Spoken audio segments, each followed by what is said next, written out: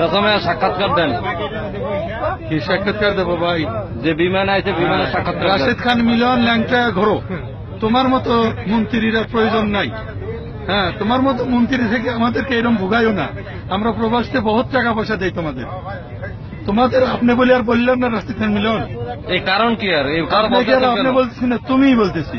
আপনি কি শহীদ হন না? এখন বিমান ভাড়া করে নিয়েছেন যাতে মানুষ বসতেও পারে না, হ্যাঁ, আর গোয়াটাও ঢোকে না। আপনি এসে এই বিমানে চড়েন। আর কি সমস্যা আপনার? আমার সমস্যা এই জায়গায় তো সবাই, শুধু আপনার না, এই জায়গায় সবাই, যে বিমানের সমস্ত লোক দাঁড়ানো, সব লোকের একই সমস্যা। এই সমস্যা কি? সমস্যা এই বিমানের শারীরিক না, এসি নাই, ইয়ার ছোট, এদের টাইম নাই, টেবিল নাই। সারা টাইম ছিল কয়টায়?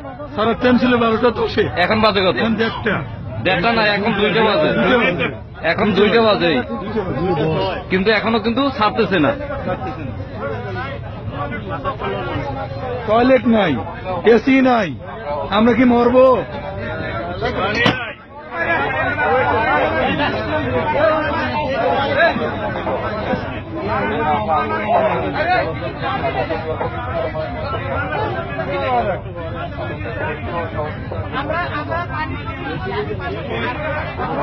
পানি টয়লেট সব বন্ধ।